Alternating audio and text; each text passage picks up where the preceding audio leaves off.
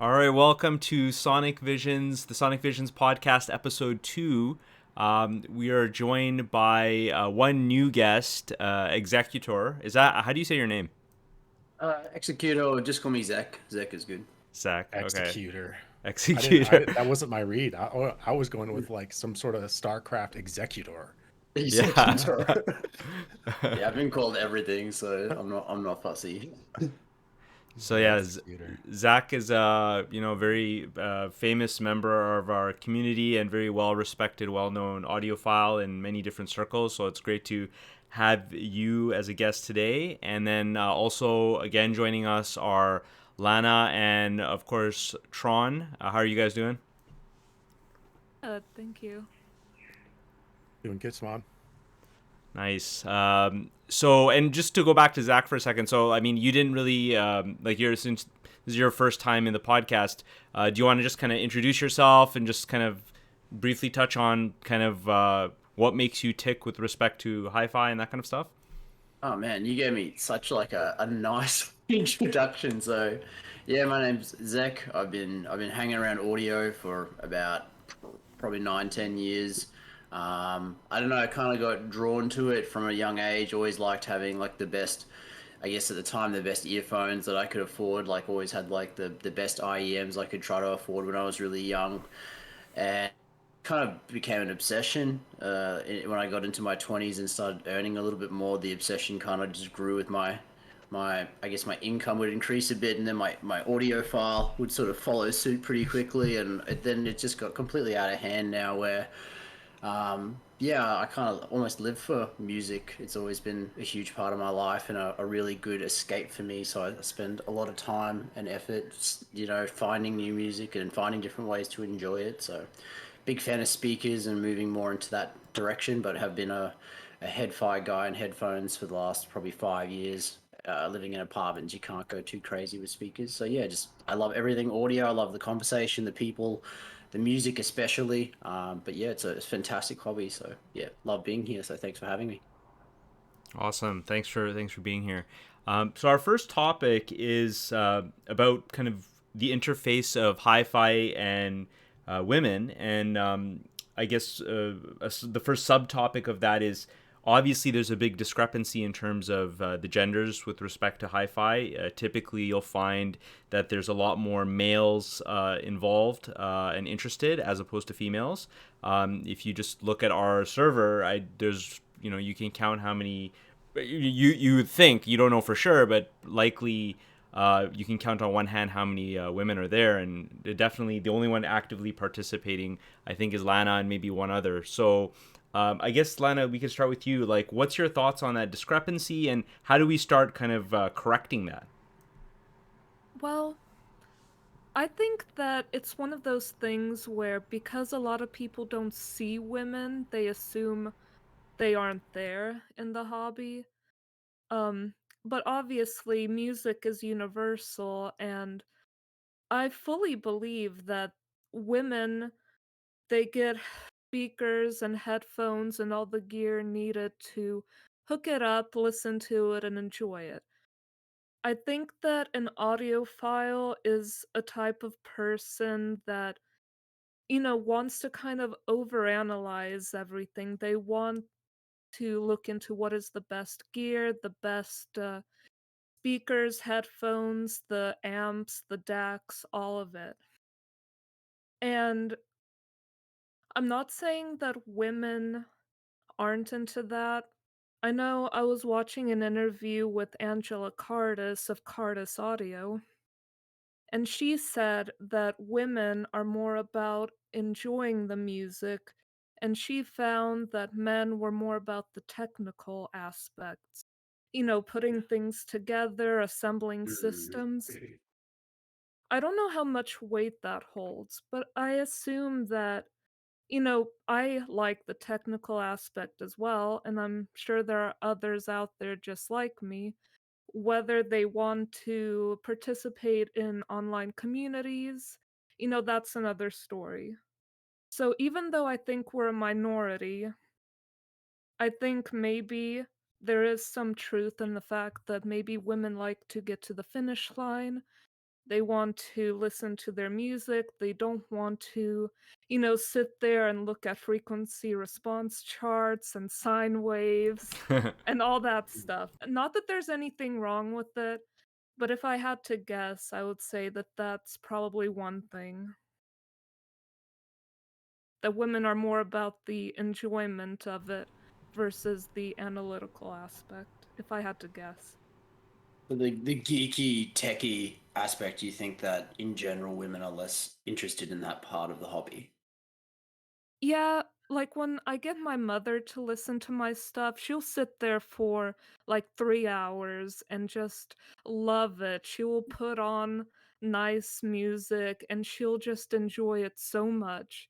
But she doesn't ask, oh, like, what amp do you have? What DAC? You know, she doesn't care about that. She just cares that I'm letting her listen to really nice music on really nice gear, and she Mm. just doesn't question it as much. Whereas my father would be more like, because I've had my father listen to my stuff, he'll be like, "Oh my gosh, like what amp is that? Ooh, you have tubes. I want to look at all of that." So that's an interesting observation I've made. Hmm. Yeah, I think that does kind of make a lot of sense. A lot of times in certain engineering disciplines, for example, there is also a gender discrepancy too. So maybe that aspect of the tech gear kind of aspect to it, the engineering kind of aspect to it, plays more towards the kind of the male You way of doing today, thinking. sir? Hey, hey, Oak Forest is Yeah. here. Hey, Oak Forest, how's it going? Oh, what? And he's I don't know gone. what happened. He's got. So yeah, so that kind of makes sense. Tron, what's your kind of thought on that? Well, I think it's an interesting idea, and I think all of us have women in our lives, or we are women, sisters, wives, uh, daughters, right? I mean, friends, right? And I think we can point to there's some differences and preferences, how we spend our time, how we spend our money, right? But there's no question that women are voracious consumers of audio equipment. Maybe it's the type of equipment is not what the audiophile community might like to recognize as being, a adequate um, uh, card to hold, to get into our secret clubhouse. I think we gatekeep pretty hard, and I'm not going to say that this is, this certainly probably affects a lot of women, but just, everybody in general. We gatekeep pretty hard. We have some pretty strict ideas about what constitutes, you know, Mm. audiophile equipment. And we're pretty, I don't know, maybe historically, for this is a men's space. I think we've all seen those advertisements from the 60s and 70s of, that are pretty, now pretty laughable. Mm. Those, pretty sexist, right? Yeah. This is historically maybe a men's space, and we, you know we have especially these online communities, a lot of young guys, and we young guys. Well, maybe even the old guys can kind of understand. The young guys, they got that fight in them, The you know, egos as well. egos, right? And I Yeah. wonder, I think just looking at a lot of the online activity, I think we spend more time fighting about audio than we do listening to audio. Right. And you know what? Like every once in a while, I'll see somebody be like, "Oh, no, I don't want any part of this argument. I'm gonna check out and go listen to some music." Like part of me says, "No, there goes a hero." That's a smart one. Now I'm gonna go jump back into this dog pile like a complete idiot. Yeah. I would Yeah, like to add that I have seen a lot of gatekeeping against men as well.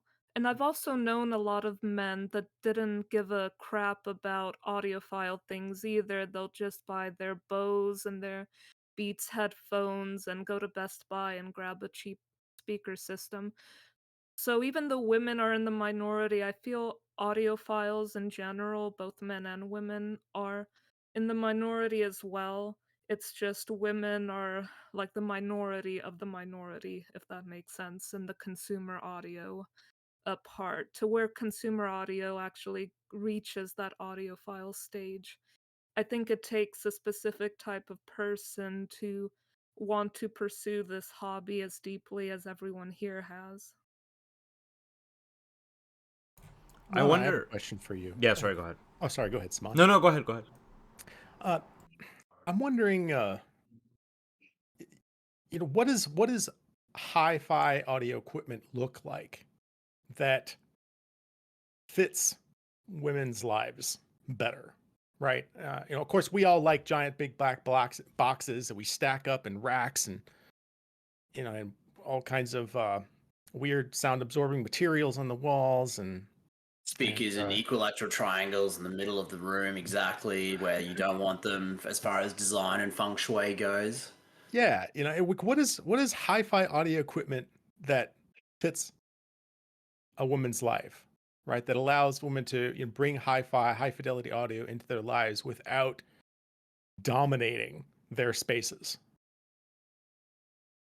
What does that look like? Yeah, um, whenever I would go look at the Reddit posts, I often see, "Help, I am looking for speakers or headphones for my wife or girlfriend, but there's this big list. They have to be this color, they have to mesh well with the living arrangements, they have to be aesthetically pleasing."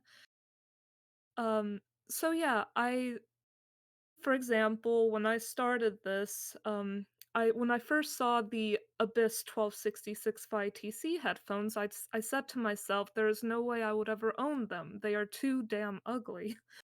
And well, now I own them.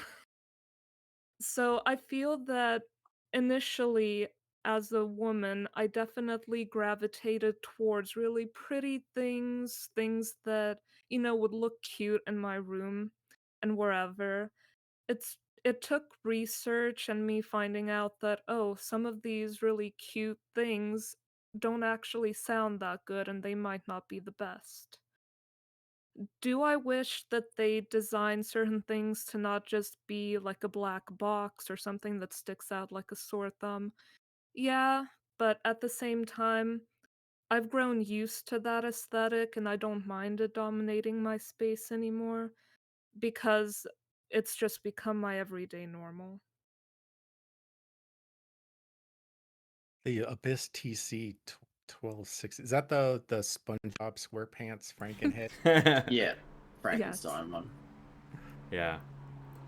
Yeah, I think that a lot of it comes down also to the sensitivity to the quality of the music. I mean, the sensitivity and also how much value you ascribe to it. So, I don't know if I guess there's a gender difference there too, where, a lot of times somebody would be interested in hi-fi because they're exposed to hi-fi inadvertently, and they're blown away by, for example, the sound quality or something they hear is just incredible, and that essentially is the kind of entry point that gets them into hi-fi. And so maybe to help correct this kind of discrepancy, exposing more women to high fidelity sound maybe will start to get them more engaged in it. I don't know about that one because I reckon women in general have better hearing than men. I'm not just saying that from like mansplaining, being like, oh yeah, I can only hear certain things my girlfriend says when I want to hear them. But like, I feel like even my nurses and all the women I know, I feel like they have probably in general like slightly better hearing than men on average. Like I don't know if there's stats on that. Like, but every time I'm like hanging out with a chick friend, they pick up things so quickly in the room. Like when they're hearing things, it's just really remarkable. So I don't think it's a lack of them, not being exposed to it. I honestly think a big part of it's the diminishing return factor. Like I asked my girlfriend earlier, I said, "Oh, this is one of the topics," and she says, "Oh well, my $200 Logitechs. No, you've got a set of like $3,000 speakers downstairs. For me, the difference is just like it's there, but like it's not worth the 15-fold increase in price."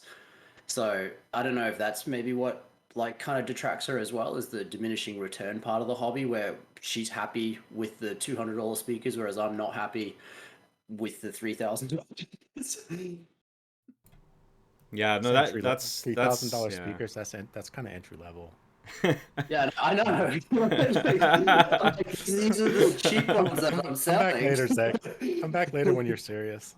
Yeah, no, it's a good point, Zach. My wife, she always jokes about how her kind of Apple earbuds can own my very expensive system, and I just always laugh about that. And whenever I get a new piece of gear or my system changes, I sit her down and kind of play some of the music she likes, and she does say, wow, it sounds amazing, but there's no desire there for her to pursue it in any way. And she says she's very happy to go back to her $10 or $20 or whatever it is earbuds. So it's interesting that there's that difference in, I guess, appreciation of the sound. And as you said, maybe it is like a diminishing return factor. Although, I mean, the difference is probably, to any of us is probably very, very huge. But, is it worth all that money? That's a good point. My wife's the oddball then. Hey, Nick, welcome. Thank you. Thanks. Sorry for being late. Just No problem. But yeah, my wife must be the oddball because a buddy of mine lent me a Macintosh preamp, and I was listening to some music on the turntable. And she was walking by the room, and she did a U-turn, came in, sat down, and said, "I don't know what you changed, but we're buying it, and I'll pay for it. Don't matter what it is." She goes, "It sounds incredible. I don't know how you changed it or what it is." And then after a scan through the room, she's like, "That's different." And she pointed out the Macintosh. She goes, I said, "Honey, it's expensive." She goes, "Nope, it's ours. We're buying it." As a matter of fact, for our home theater, we had some decent a pair of boxes. Each one had a 15-inch driver in it, 750 watt amp. And she goes, "I really like bass, not for the music so much, but for the theater. And can we buy better ones?" She goes, if we can trade these in and get better ones, I'm all in. Let's spend the money." So we got 2 boxes with 2 15-inch drivers in each box. So, so she's into it. She's helped me write a couple of reviews for some cans. So she must be the oddball versus y'all are saying that the women aren't into it as much. Mine is. Call me blessed. Nice. That's awesome. I So really yeah, would like to. I really would like to enjoy this hobby more with my wife. I think my wife she makes a fair effort, considering that I don't think she's really that interested in it. Right? She makes a fair effort, and it's I have to give her credit for being pretty supportive. She lets me be pretty she's pretty forgiving of speakers and cables in the room. But yeah, I mean, I really would like to enjoy the hobby with uh, the women in my life more, right? And I think this is maybe true of other, I guess, conventionally nerdy hobbies that I have enjoyed, video games and. Right, there's something about a more diverse marketplace, right, that caters to more people, that brings more people in it, I think is beneficial, right? I Yeah. mean, that's a good thing, right? Yeah. I'm not sure I want all my audio to just reflect this maybe this kind of testosterone crazed Big competition. boxes. I want computer games with with a more sophisticated storyline than you know Mass Effect is my favorite game, but I joke that like it doesn't matter what happens in Mass Effect. Somebody comes up to you and says, "Hey, I need help." Whatever their problem is, you solve it by shooting things, right? Um, I think that having a more diverse consumer base for high-end audio equipment, I think will ultimately benefit everybody, right? Giving us, products that maybe we're not going to think of inside our little bubble, right? Challenging our ideas about what, speakers need to look like, what, you know, equipment boxes and amps, what need to look like. Does I think ultimately this is good. That's good, right? And we should try to find ways of being a more welcoming, inclusive community. Most definitely, I agree. I also feel as though maybe part of the reason to blame is stores. I would like to see stores that everyone goes to, such as Walmart, Target, carry things that maybe like maybe if they carried things that were more audiophile like and not just consumer, I think that would be a good transition for anyone to get into the hobby because, they would see it, they would buy it, look into it, and that's kind of like an entry point if you want it to be. Yeah, I agree. I'm thinking something along the lines of like a food court, but for audio, where you have the whole gamut and getting a taste of it from the McDonald's side, and then you look over at the other and you say, "Well, that looks pretty interesting. Let me taste that flavor of sound." And the appreciation grows from your base, and you're able to step up. Is that what you're talking about, Lana? Yeah. Um yeah, it would be nice if like in my town, like I think there's one high-end audio store and all the other audio stores carry very basic types of speakers and headphones. There's not a lot that would really um make a person want to venture into high-end audio, and it would be nicer to see it incorporated in more accessible places, I guess. Yeah, I really think it's worth thinking about, like the experience of shopping for hi-fi. Now, of course, there's not a lot of hi-fi stores left. Uh, most of them are been cleared out by the online retailers, and then we have the big box marts, which by the nature of their business, probably find it difficult to deal in that kind of stuff. Right. But there's still some hi-fi stores left. And I think it's worth, thinking that what is the experience of going into a hi-fi store like for a woman? Is it the kind of experience that makes her feel like, you know, that she belongs and wants to, buy something? I mean, I hardly feel that way myself, like going into a hi-fi store. I could go on a rant about how uncomfortable it is. Right. I'm wondering what, Lana, like when you go into hi-fi stores, all right, what's that experience like for you as a woman? Well, the last one I went into, um, I went in there and they immediately started explaining to me what a tube amp was, that you need a amplifier to hook up to a speaker, and they started explaining what a DAC was, and Oh, damn. I had to be like, "Look, I know all this. I'm actually into this hobby and I own these things. I own I know amps." more than you. I didn't wanna say that. It's funny because also they had a Meze 99 Classic headphones there, and one of the guys was like, "These are so high-end," and I was like, "Oh, yeah?" Like, Oh yeah. I have things that cost 10 times this much, and they were like, Really?"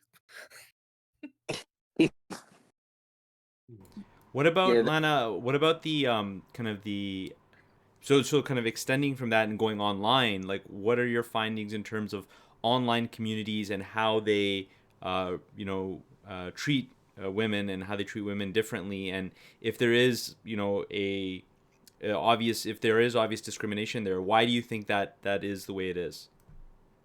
It is a mixed bag. You guys are lovely. A lot of people in the Sonic Vision server are lovely. I would say 99% of everyone here is lovely.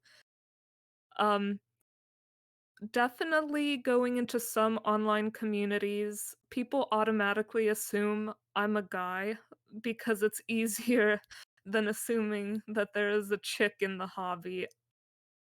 So I have been called a guy. I have been called deaf for not agreeing with the guys on gear. I've been I've been messaged by once a guy messaged me telling me how lucky I was that I would never have wife acceptance factor. As if I can just wave a magic wand and, convince my spouse that I need, all this stuff that I have. Like, of course, I still go and talk to them about my purchases, and people just make assumptions. It's really frustrating, and a lot of times, honestly, people try to date me. They try to slide into my DMs. They're intrigued by a woman. They, make advances. It's all just nothing new at this point, and I'm not even offended at it. I'm more offended at, honestly, the people, like, calling me deaf or making me feel like they are gatekeeping me from the hobby. Like, I can tolerate people being intrigued with an audiophile girl and wanting to slide into my DMs or whatever, but I absolutely cannot stand gatekeeping and being made to feel like I don't belong just because they view me as an outsider. Wow.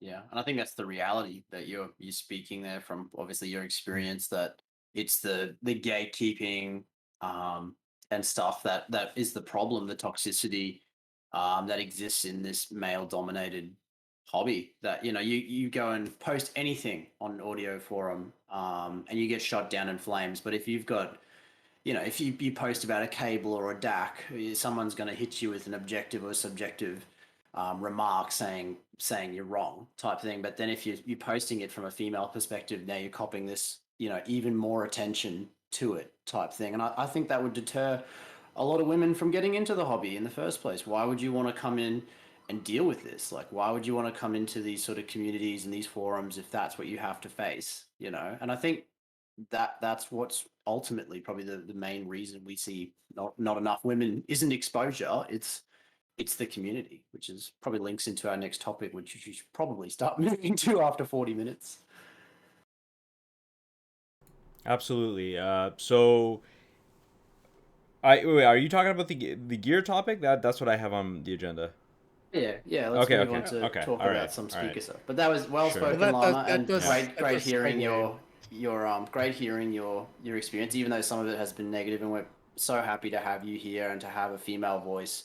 And we can only want to encourage more women to come and join the hobby. But yeah, it's just sad to Aw, hear that side of it sometimes. thank you. I try to avoid the bad side as much as I can. I usually leave as soon as it becomes stressful.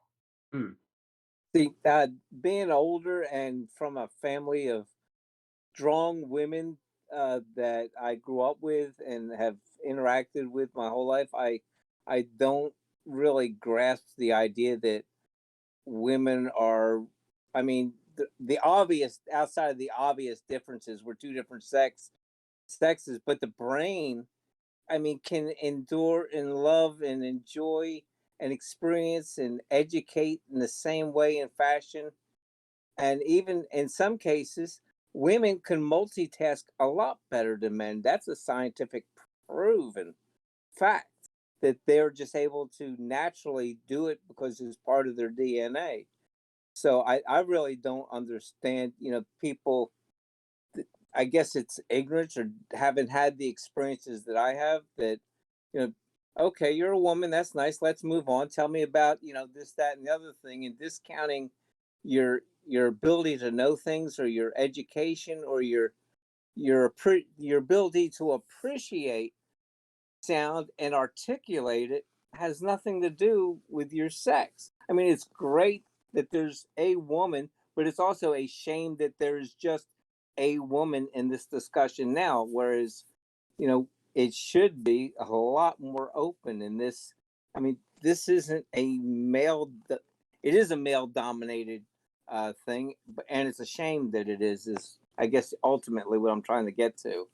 So love having you here, and we'll move on to the gear topic, I guess.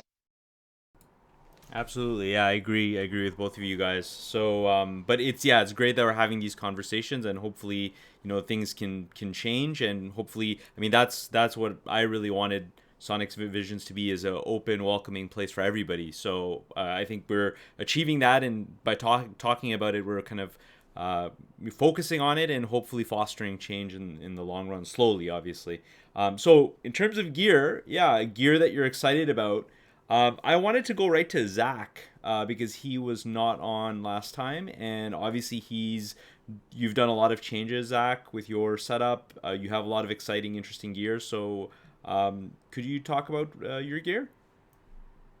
So I was into headphones for a long time. Had a eddy current tube amp, had a BIS, had codecs. Now running HD800. I've done a big DAC journey where I tried just about every high-end DAC you can point a stick at, and ended up deciding that I like the Rockner, the Romanian built by Nikolai. Rockner Wave Dream. It's an exceptional DAC in my opinion if you care about DACs. My speakers were predominantly pro audio. I had a bit of a pro audio interest for a while, so I was running Atom Audio A77Xs with the intention of using them to tune my room. I had a very small room before, and that was a limitation. So we just did a renovation and built a new room. So we built a 6x4 meter, almost 7 meter by 4 meter in metric room, and I just bought ATC speakers, but they're kind of trapped in a lockdown city, so I can't get them. So I'm really excited to get those in because it's my first foray into really high-end speakers.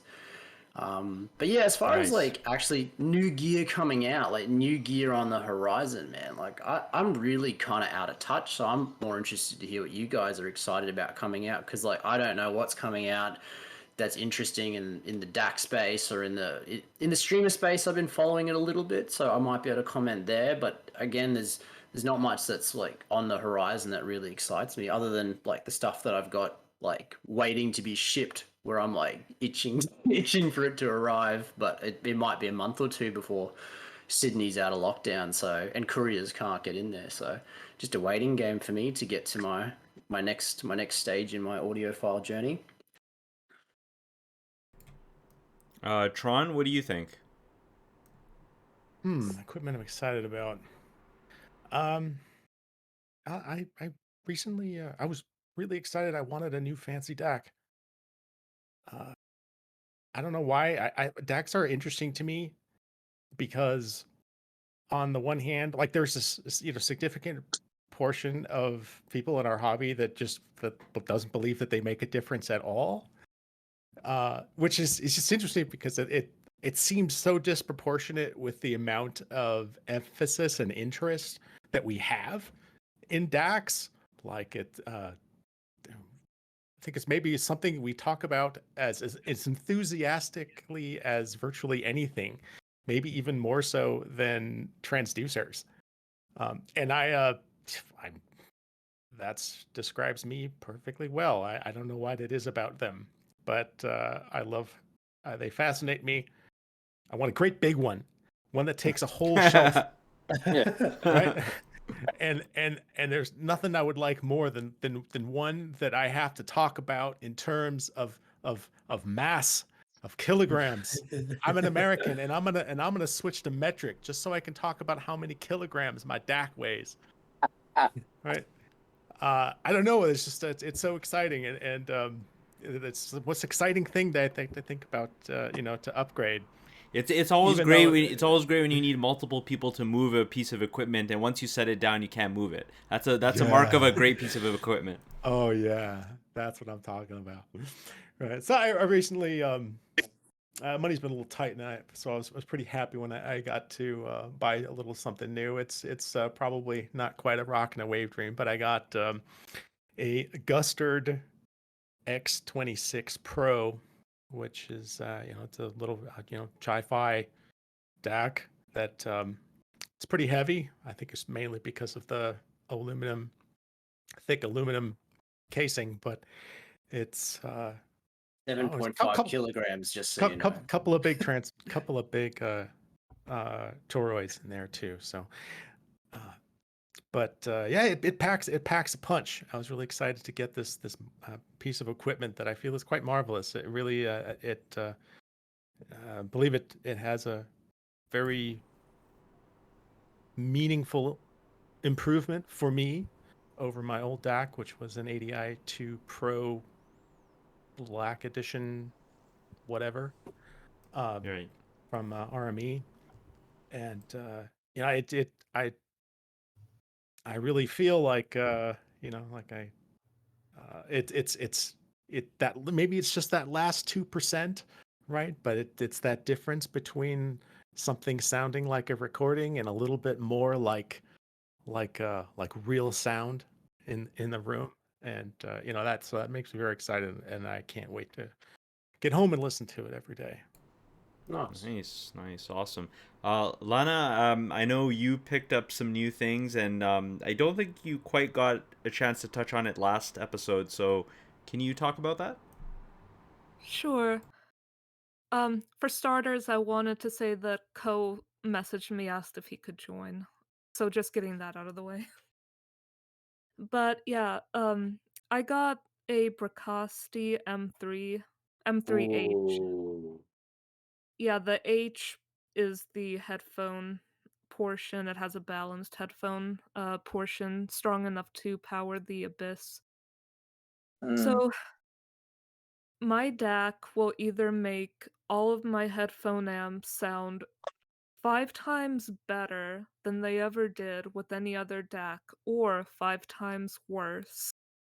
So it will either scale my amps to sound beyond what I thought they could sound, or it will just reveal to me that they were not very good in the first place, and I actually sold off some things. So I'm just really amazed at how music sounds so big, clear, transparent, dynamic. It just sounds much closer to real life. Things don't sound glary or overly emphasized, or there's not a lot of added warmth. Music just is. And I'm also about to buy something called a linear tube audio Z10. It's a tube integrated speaker amplifier with a headphone portion. And I heard that, and it was phenomenal. I heard it with the Abyss 1266, and I swear if I closed my eyes, I could have just been in a smoky little bar, just vocals. Everything had so much depth and emotion. And I'm also looking at a pair of desk speakers that can actually be powered by my tube amplifier, because originally I actually placed an order for some KEF LS50 metas, but after thinking about it, I realized they wouldn't work well in my space, so I canceled that, and I'm already planning to purchase some desk speakers that I did a ton of research on, and uh, they're gonna work in my space very well, allegedly, and they're also gonna be able to be run off of my speaker power amplifier. It only puts out about 13 watts into speakers, but I figure since I have an expensive tube power amplifier, I might as well get something that I'm gonna be able to use with them. Uh, I'm just not gonna mention exactly what speakers I'm planning to get, because knowing me, I'll change my mind tomorrow and not even get them. But yeah, that's what I'm excited about. With a pair of efficient speakers, you'd really surprised what 10 watts can do. Oh Oh, yeah, yeah. for sure. Yep. Nice, that's awesome. And now we have a couple people joining here. We have Ko, the resident baller of Sonic Visions, and then M. Shanae, Oak Forest Audio. How are you guys doing? Doing pretty well, and thank you for that hilarious intro. Maybe I imagined it, but I actually heard like a Bentley roll up to the Discord right as Ko like bumped in. I heard Well, a Lamborghini. Oh, for God's sakes. Maybe he's a Rolls Royce guy. For the record, I drive Tesla. Nice, nice. Yeah, I Joe, you are quite quiet though. I'm gonna hop off the call again real quick and hopefully join you guys in a second. all right. Yeah, I that one GIF that's so funny is the one where that guy is like laughing as he gets into the Rolls Royce, and then he like presses a button and then the door closes and he's still laughing. I posted that once when everybody makes a joke. Oh, Smod, he's not interested unless it's like really expensive. And then I posted that picture, and yeah, I thought about Ko when I posted it. It was funny. Yeah. Oh, you guys are hilarious. Ko, do you want to kind of just briefly mention kind of Yes. a little intro about yourself and how you got into hi-fi, that kind of thing? Yes, yeah, I'll try and be quick. Thank you for having me, by the way. I suddenly had some free time, so I thought, let's try. And I love that earlier conversation about design. That's really cool. And design never gets appreciated enough in this hi-fi hobby. So yeah, really quickly, I sort of got into music through my father, who was a vinyl nut. And then I sort of got away from music because he was kind of smothering me. And then a friend of mine who works in Hollywood, he works at Sony Music. And he told me about, you should get these really great pair of headphones. And they were Sennheiser HD 280s. And that was sort of a revelation because up to that point, I've just been using those, whatever comes free with your device. The free headsets with the Palm Treo and all that. So yeah, that was pretty good. And then that's sort of slowly burned and got more and more intense until today, to this day, where it sort of resulted in a small collection of headphones and a pair of speakers and a full hi-fi system. And I'm sort of leaning into IEMs at the moment. Shameless plug. I have a review that was posted on HeadFi, I think last night, and it's just managed to hit the front page today. So check it out. It's the LP6 Luxury and Precision 6 review. It's headfi.com or headfi.org. Yeah, it's a pretty great R2R portable player, and it has a few interesting quirks, but it's probably one of the best things I've used in recent memory, apart from the DMPZ one. Nice. Cool. Yeah, IEM scare me, especially these super expensive ones. I just get freaked out, but because they're so small, and just worried about losing them or something like that. But yeah, it's an interesting aspect of hi-fi, the high-end IEMs. Yeah, and what's really interesting is that a headfire who lives in Singapore, he uses the LP6 as a source DAC for both his electrostatic system and his full range speaker system. So I was thinking of getting a DCS Bartok, spoiler, and I was going to get one basically by the end of August. But that is being put on hold because I've spoken with Mr. Wan, who is the co-founder of Luxury and Precision, and he says that he's further optimized the line out for the next generation of players. So it will be 4.4 line out to dual XLR. I'm going to get a cable made just for that. And that will be, I'm likely going to be using that as my R2R DAC for my Wilson speakers as well, and across my headphone chains as well. So I'm going to try and get as much use out of the player as possible. Sick. Nice. Sounds awesome. And then Nick, I know last time you kind of talked about your setup and everything you have going on. Is there something that's kind of on your mind or something you're really enjoying lately? Either what you have or something you're looking forward to? Well, I have 2 points that one I'm excited about, and the other I'm very excited about. One is I have the Mrs. system set up, which leaves me with a pre-pro, which I can now move to the restaurant, and I'm going to match that with a set of LS50s and some Sherborne amps, and I'm not sure what DAC what else I'm gonna do with it. That I'm somewhat excited about because I won't get to listen to that much, but I'll be able to still enjoy it somewhat in a a 5,000 square foot room. Nice. It's pretty well open except for dining tables and chairs, but it also has 12-foot ceilings. So Nice. I've some speakers in there, and wow, it's nice to have a listening room that size. But of course, it wasn't the best of my gear because that's just too much. One of my solid state amps is 100 pounds, and I'm not planning on moving stuff like that around. The other thing I'm excited about, which isn't gear, but I'll hit on it real quick, is the past couple months I've probably picked up 4 or 5 LPs. I couldn't even remember what they are, but I know they're right now wrapped in plastic. And this weekend is the weekend I get to rip the plastic off, drop a needle on them, fire up the tubes, and get to listen to them. So I'm excited about that. So outside of that, Nice. yeah, I mean, what's not to get? It's music through tubes and great speakers. So what's not to be excited about, right? Nice. That's Oh, awesome. quick thing, Smart. I know you asked about future things coming out, so I'm not sure if the rest of you guys are listening heard about this drop, but Odyssey is coming out with a pair of electrostatic headphones. The embargo will lift on Monday, and the price will be $4,300. And then the Elysian X, which I'll be getting, should be coming around mid-August. Sweet. I have to admit, I was quite disappointed when I heard that because I thought it was going to be a planar successor to LCD4. But Yeah. I mean, I don't know. I haven't really heard an electrostat, but from what everybody says, the bass is I'm kind of a mini bass head, so if there's not powerful bass there, then I kind of lose interest. So that's the issue. Yeah, Here- I think. Oh, sorry, you go first. No, I was just saying, here, I'm with you. It's got to have some bass or forget about it. Yeah. Oh, absolutely. And the only other E-stat which I like and that doesn't give me a headache is the Dan Clark Voce, but that lacks in some technicalities.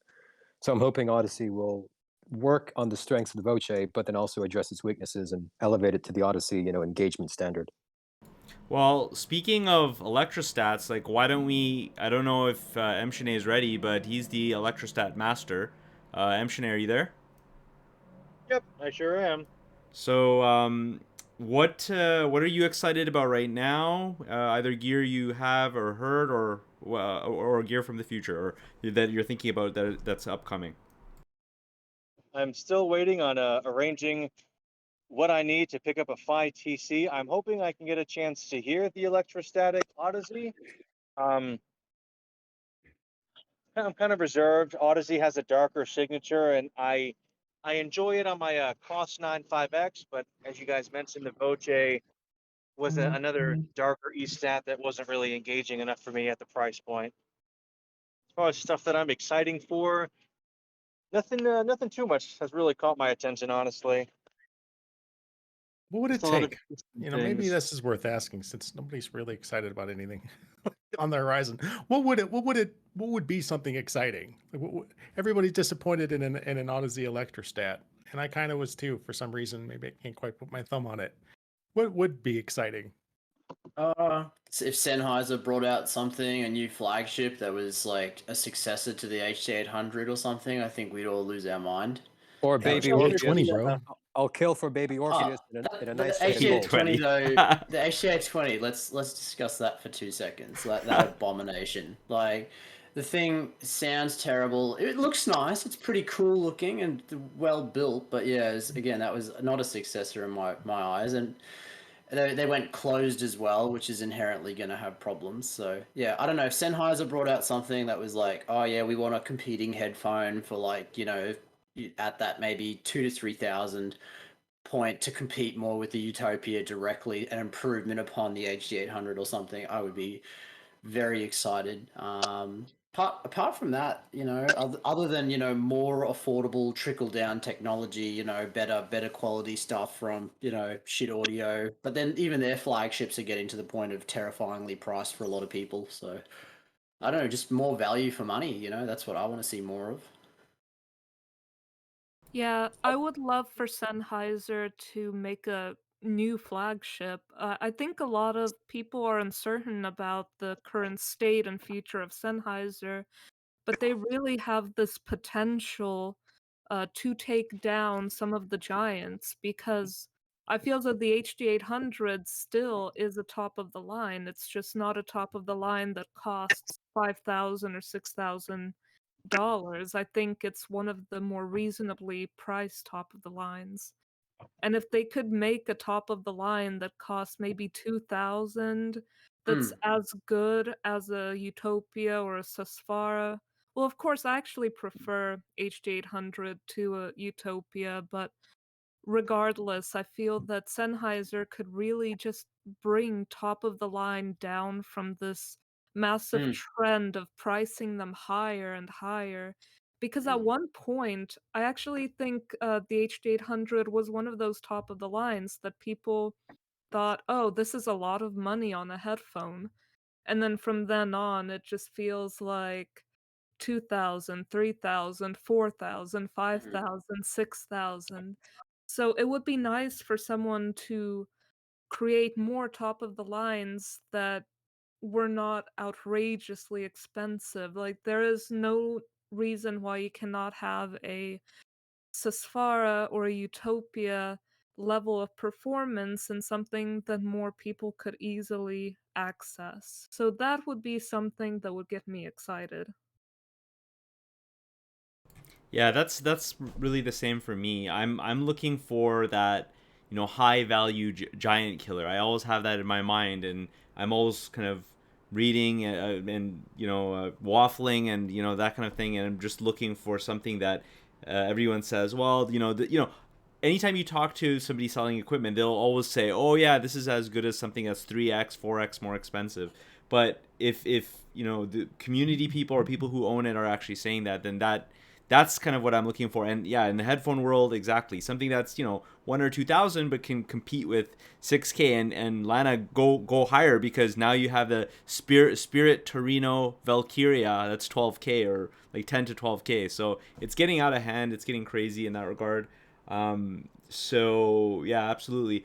Stuff I'm personally loving now. I know not everybody is a big fan of it, but the ZMF Atticus, like that's I just love that headphone so much. It's so warm and rich, and it's amazing. And now I'm kind of looking for a good tube preamp, and so I'm kind of searching for that right now. And I'm excited. I'm excited in general about tubes because many of you guys have kind of told me about the benefits of tubes. I've never had a tube device, so having my first set of tubes is something I'm excited about.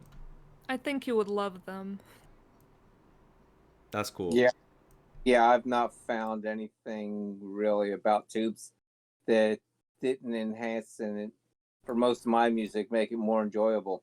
And getting back to the headphones real quick, the gear, uh, that's the pricing has gotten so far out of hand. I just refuse to spend that kind of money on headphones when I can spend that kind of money on, for me, something that's going to be much better. I can spend that on amps, tubes, that I can put that money to better use than headphones are just crazy at $4, $5, $6,000, and they seem to think they can just keep going up in price. Yeah. Well, it's kind of a mixed thing because I think I alluded to this in my LP6 review. The people who are buying these sort of headphones are folks who want to get speakers, but they simply cannot due to space constraints. And I think that this segment is only going to grow over time. So I don't think it's going to be coming back down, but I do think that we have this lag with performance. As Smod said, you got Susvar and Utopia in this certain price bracket. You're going to get this performance gap. It's going to narrow down in the next year or so drastically, but you're going to see a huge leap in performance in the $6,000 range because there's a huge demand. I mean, I'm telling you, people think people paying 6K for headphones is crazy. Believe me, they want to pay more. I know people who want to pay more. They are willing Yeah, to pay more. So I was going yeah, to ask, I wonder if anyone here knows how much of it is psychological, as in, you know, a lot of people want the best, the most expensive. It's something to flex, it's something to make you feel better, like, "Oh my gosh, I paid an there insane amount is of money." there is absolutely a lot of that going on in okay, I don't want to say Chi-Fi. I'll say China. There's a lot of that going on in China Well, and that's Singapore. To give China's you an market, their sorry, yeah. philosophy. Yeah. Yeah, to give you an example, I just saw so I'm part of a WeChat group for Unique Melody, And there's a guy who posted his brand new setup, and he said, "I'm just taking the first dive into hi-fi." And this fucker, he sorry for the cursing, sorry, but he posted a setup that even makes me cringe a little bit. It's a great DAP. It's the Luxury Precision 6 plus the limited, what's it called, the Unique Melody Mason Fable Sound limited edition. But then he pairs with it, get this, a $12,000 purple IAM cable. So Oh, there's jeez, absolutely an element of flex, and that's around the whole setup. I think is north of 20K. Wait, So I did you appreciate say? what Go ahead. I was gonna say. I appreciate what Ko is saying, and I think I am one of those people that you know, I speakers. I do have some speakers, but honestly, I never have a chance to use them, and I'm thinking, I'm that kind of person where the speakers just don't suit my life currently, and headphones are where that's where I am. But could I do a $6,000 headphone? That's what a well, I mean, Sesfara I mean, again, you costs got to for keep. this. And Yeah. I think I'm priced out, right? And I mean, I probably Yeah. could. I mean, I could sell my car. I could get I Mm. could get a Sesfara. I could probably get around on a hoverboard or something, or one Yeah. of those one wheels, I right? mean, there's a friend But of mine. In, I just don't think I can do it. And like thinking about the an Odyssey announcement, part of me was I love my Odyssey LCD3.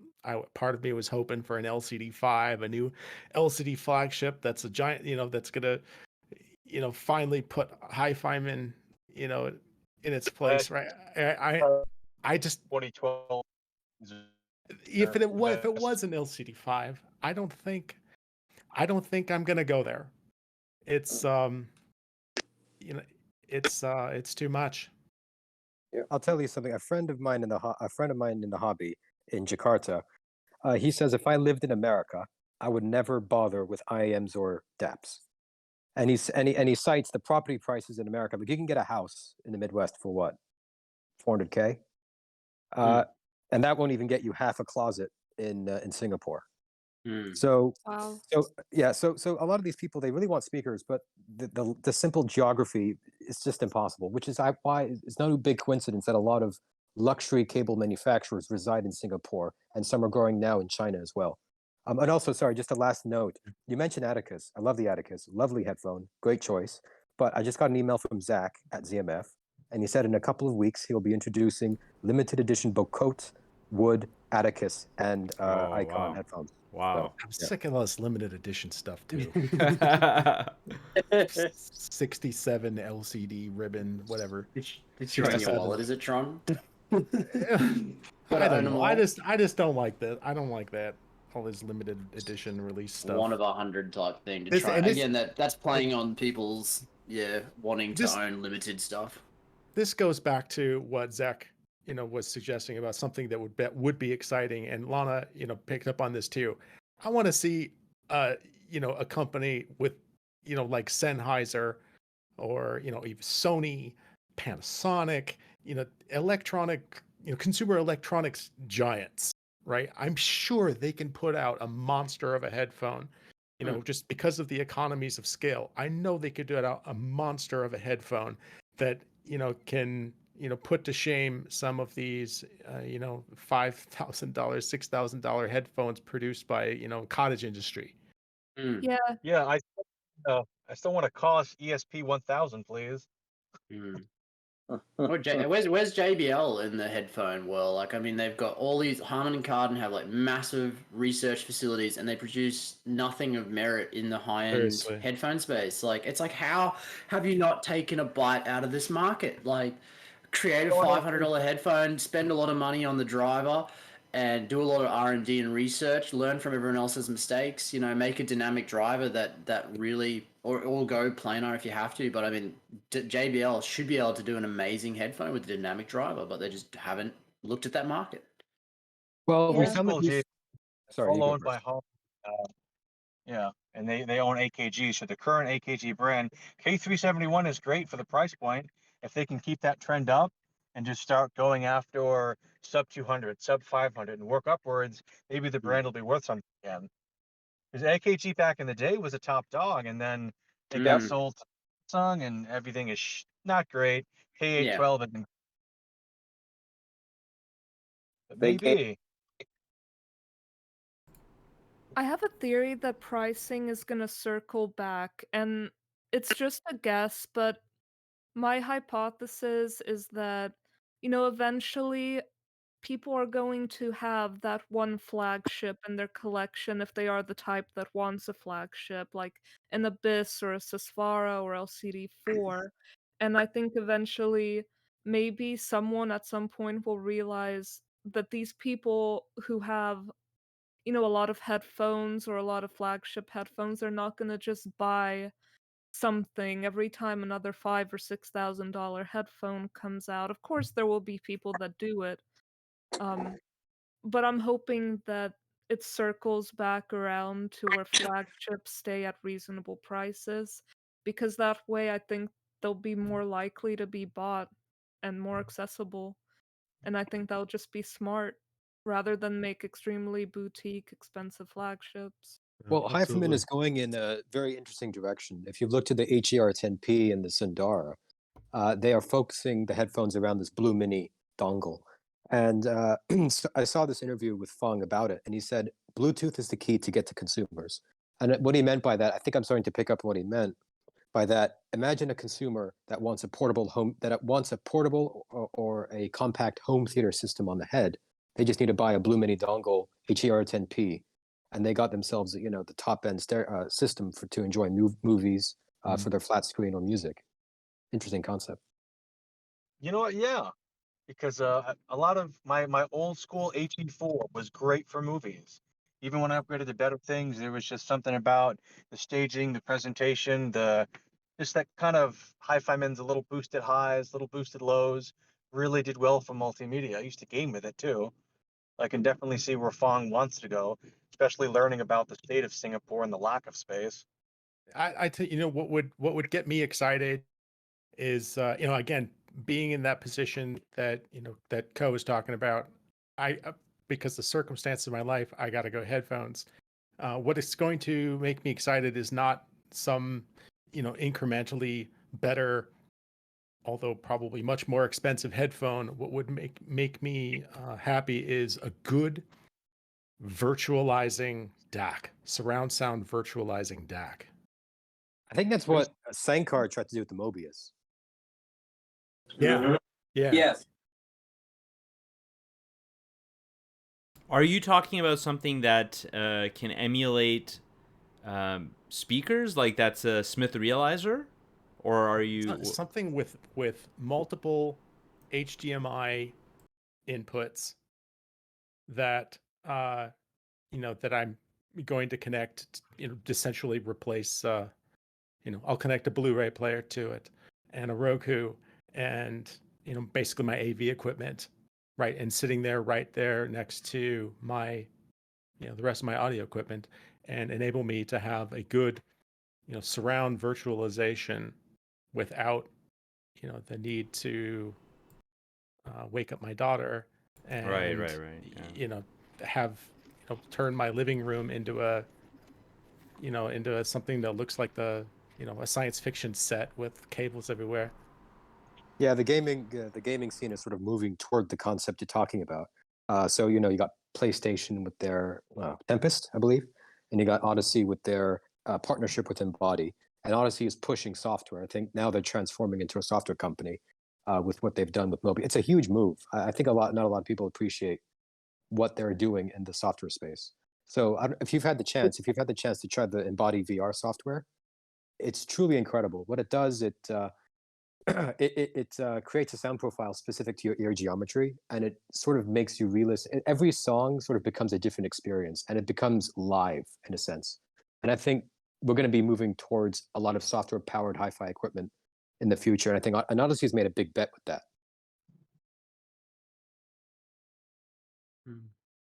Yeah, it's interesting. Yeah, I mean, I think that's kind of the holy grail, is that if you can, and I think it will eventually happen one day, but if you can get kind of small IEMs or headphones to emulate, Ko's massive, Wilson speakers in his huge treated room, like that would be the ultimate. That would make, many speakers obsolete, if not all of them, and or at least for many use cases. And so that certainly sounds incredible if they can make it happen. I think the trick with emulating speakers is getting that wave propagation, because physics is physics. You can't really emulate that feeling, but you can absolutely emulate the imaging and the staging. Yeah. But the feel, that's going to be a different ballgame. What about neural network stuff where they can just wire the music straight into your brain and make you feel that every bit of bass that you felt in the concert hall that was being recorded, like without you even having to experience a huge woofer moving a lot of air. Just Well, trick there you your go. brain. Game over. Ray Yep. tracing. Ray tracing with some graphics cards, maybe simulate some of those room acoustics. Yeah, just hook it into the optic nerve too, mate. You may as well just be there. Just 100% deep dive into the experience. Yeah, just like Matrix, basically. Jack in. So in episode 2 of Sonic Vision's podcast, we've established that the end game of hi-fi is the Matrix. Okay. Exactly. Yes. Exactly. That's just the end game. Yeah. That's the end game of everything. Plug the quarter-inch jack into your brain. So what even is tube audio? I can think of all these like Neo segues where they're like making him deep think about like, did you ever really taste high-end cables, or was it all just what is high-end cables? I got a question for you guys, and I'm having a hard time answering it myself. Are you guys familiar with the software HQPlayer? Yes. Yes. Familiar, yeah.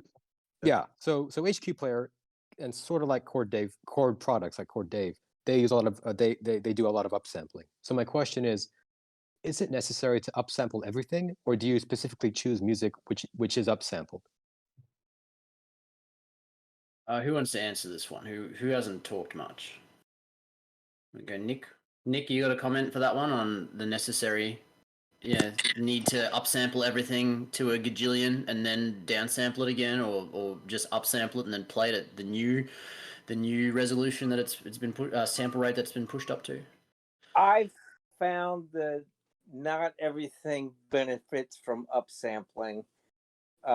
Some things actually shows the lacking of the recording. If you know what I mean, it shows the flaws to where it's almost not enjoyable, and some items excel at upsampling, but most of it is usually best being played back at what it was recorded at.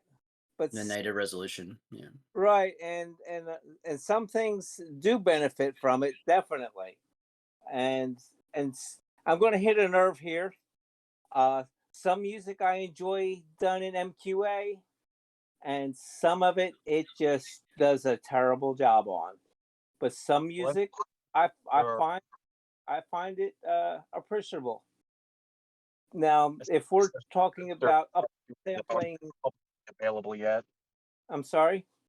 But I still feel there are some masters that are not publicly available without MQA yet. And also, if you want the better recording, the better production quality, MQA is there. Like I was just kind of trying to skip over that real quick without, because I know there's strong feelings about it, and this isn't what we're discussing. That's I don't think we are. I mean, to clear the air, I don't have an issue with MQA as technology. I just have the issue with the marketing and the narrative that was driven. That's all. Right. Oh yeah. They place for title. They fumbled it. That's plain simple. I think everybody realizes it, but maybe them. But yeah, that's for sure. But like I was saying, some stuff upsampled and dropped back down. If you're talking home theater now with height speakers, surround speakers, that's fine. Because that is not as important as 2-channel or headphones or what have you. But if we're talking, so it really depends on what type of sound you're listening to, whether or not upsampling and then back down, or even the total number of conversions sometimes doesn't matter at all if it's just a height channel. So it really depends on what the purpose of the sound is for. If it's just strictly 2-channel music or 5-channel music, and you want to feel like you're in the room, like Lana was saying, the smoky room, and you're blowing the smoke out of your face and you can hear the clanks of the glasses in the room. That's, I mean, I've listened to some LPs where I've been in that room, and the sax is, I mean, I can hear them, you know, cleaning it, and incredible sound. And that was, by the way, that was Schmod, that was tubes, two preamp, tube amps, and and LP, and talk some of the best music I've ever heard. No, I'm 100% on the tube train. Like every time a solid state comes up, I'd like no solid state. I gotta try tubes at least once. So I'm definitely on that train. What you said, Nick, reminds me of that. I feel like I mentioned this maybe before, but that acoustic fields. That Foley, I forgot his first name, but Dennis Foley, yeah, exactly. That insane room that one guy built. It was like a huge outhouse structure, and it's massive, you know. And he has huge Griffin speakers, and he said that he has like a 500-pound door, and he's like he can like see the or I guess hear the singer like turn their head, like as they're turning their head, he can hear that. Like that's incredible. Yeah, when you get the music like that, and I've had quite a few listening sessions where it really, I had a friend over. He'd never experienced hi-fi to the level I'm used to, or we're all used to, and I put in a concert, and it was a band that mimics Pink Floyd, and they're licensed to go around the world and play the music. And he got about 3/4 of the way through it, and he had to leave because he had a kid and all, children and wife, and had to get to church. And we go outside and we're leaning on the truck. He says, I gotta wait a few minutes because I feel like I got a contact high. And we didn't drink, we didn't smoke, we didn't do anything, but he said the experience itself was if he'd actually gone to a concert, and he was kind of displaced by it. He had to kind of clear his. Well, you know, PC Chip did mention that at 1.5 megahertz upsampling that he was able to hear colors with his May DAC. So I don't know about that, but he was sincere, and I felt kind of the same way. We were both kind of like these big shit-eating grins on our face, like we just walked out of a concert. It was so good, and he was like, "Wow, that was just." He said, "I don't know if I've been to concerts that good and straight." He said that was awesome. So that was his first time to come visit, and of course he was a hound after that to come and enjoy. And of course that set him on his road to start and upgrading his gear and getting him set up. He went from a 2-channel system to, he got my first set of speakers, and we put in 5 speaker all around, then a couple of subs, and he was on his journey, on his way. So that's always a great feeling to have somebody start their journey, and you were a partial cause of it. But yeah, anyway, we got away from the upsampling. I got you. So who's next on that topic? Unless someone's got a question. I think it was just Co's question. I think you've answered it well. Some stuff benefits from upsampling, some stuff not so good with the upsampling. Again, it depends on how the upsampling's happening and why it's happening. I'm not a huge fan of upsampling. I tend to want to just play in whatever the native sample rate is, and even though my DAC is capable of going to, I think, even 32 bits, so I play most stuff at 16-bit, 44.1 kilohertz. The upsamplers I've heard from Chord and DCS and a few other companies, I wasn't a huge fan of that effect, and I think it added more. It was more sins of commission, which I don't like very much. Even though I'm a tube guy, I tend to prefer gear that doesn't add stuff. I tend to be more of trying to aim for neutral. I guess there's always sins of commission and omission we talk about in audio, where some things tend to add and some things tend to take away. But yeah, I found that most of the more hardcore, expensive upsamplers tend to create some levels of adding like a 3-dimensional thing to the way that the staging happens, which I don't like the effect of. Some people love it, particularly with headphones, but on speakers I find that it detracts and changes the recording in a way that I find not sincere to the original recording. I think HQPlayer is kind of fun. It's It's fun fun to play with, yeah. but you know, you gotta now you gotta introduce a PC into Oh, your audio chain, which is and digital filters, because it not comes gonna with an work for a lot of people. array of filters as well, the HQ player. But that, yeah, I mean, that's fun though. You get, you know, I like that, you know, experimenting with all the different kinds of filters, and yeah, I think, you know, I've experimented with. I own HQPlayer, and I know there's some one particular filter I feel does sound, you know, very nice, but I honestly I find myself not actually using it that much because I got to power up my PC. And you know, I think I'd rather just, you know, sit and, you know, I use my streamer. My PC is going to generate some ambient noise. It introduces this whole, you know, level of work into, you know, listening. And you know, just to kind of take it sort of to the extreme, there's another obscure little software that kind of does what HQPlayer does. It does it in a different way. It's pretty interesting what it does. It's called XX High End. It's this little piece of software. I guess some guy makes it. It uses some kind of predictive, uh, you know, model to, you know, to, uh, you know, find, you know, new, you know, sample points between the actual sample points. And in my opinion, it sounds absolutely incredible. I feel it brings for those analog people who say, you know, that digital kills the music, right? That whatever it does, for me, XXIN seems to resurrect music from digital death. But that software is so painfully awful to use. Even as impressed as I am with it, I don't use it, right? And it's just uh, I I see where's the future for these, you know, upsampling. You know, most DACs upsample anyways, right? And I, you know, I think the direction where I think things maybe are going to go is just better, you know, better upsampling internally to, you know, to the DAC devices. I think you're touching on the next thing as well, where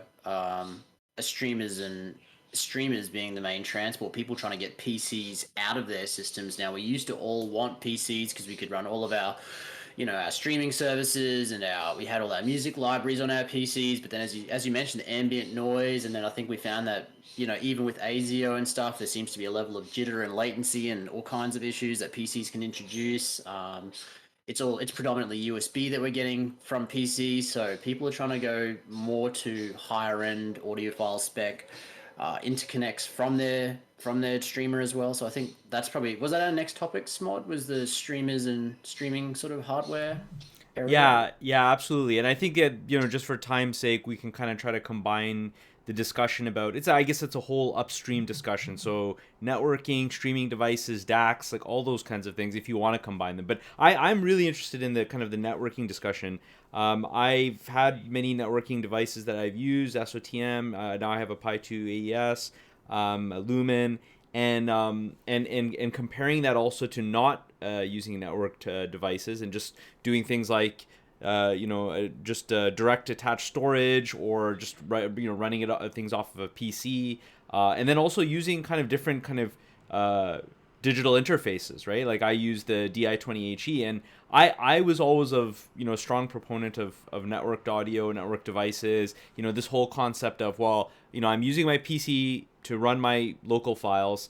That, you know, PCs are quote unquote noisy. Makes a lot of sense to, you know, separate them, run things on a network, and avoid the noise. But I found interestingly that when I compared my devices, the devices I mentioned, to my DI20HE interface, it sounded a lot better just off of a normal USB cable right off of my PC. It was more dynamic, and the backgrounds are blacker, the soundstage was bigger. So I was shocked at that. So what have your experiences been with respect to audio networking and the importance of it? For example, things like switches and other devices and that kind of thing. What has I think rather than pick out individual people, maybe let's do this more naturally and just whoever wants to speak, just go ahead. Can I go first? Absolutely. Okay. Yeah, sure. So in my headphone setup, I actually sort of created a pseudo streamer. So I used to run everything off my Mac, but now I've found that because the Mac, and maybe this is true for PC, whenever I have extraneous processes going on, it tends to chitter a little bit of the music. So I'd get occasional stuttering, let's say once every 20 minutes. And that doesn't sound like a lot, but it kind of pisses me off. So I had to create a separate stack of what is it, like a Cayenne DAP, and then that would be connected to an external amplifier. And because that was process isolated from what I was doing on my work computer, then there wouldn't be any stutter or anything on it. So I knew that whatever is coming out of that DAP would be just solely the processing would be focused on that DAP alone. Of course, the downside is that it cannot run all of the stuff like HQPlayer and whatnot. But again, the upside is that you get a solely focused music source that doesn't have anything running in the background or anything affecting the actual music playback. The other thing is that when you have Rune, for instance, you want to have separate endpoints. If you want to run Rune in your speakers, you're going to have to invest in another Rune endpoint. So in that context, you sort of need to pay extra or create your own Rune endpoint. So sometimes you're forced into doing it. Other times there is a tangible audio benefit. I think your point touches on a lot of our experiences. I use this ASIO on my desktop, but it goes to a Shit-Eater first because I used to have that problem and I couldn't figure it out. I replaced the USB in my desktop with the dedicated run that runs off my PCI Express with dedicated power. That helped a little bit. And I went to the Shit-Eater. That helped a little bit. And then I just jumped straight into a streamer. But I used to do what you did, which is I would have a DAP dedicated to it as the digital interface to my DAC, just so that I could try to separate things. It wasn't as enjoyable because a lot of times I wanted to be able to, switch out of music, go play a game, switch out of that, go play YouTube.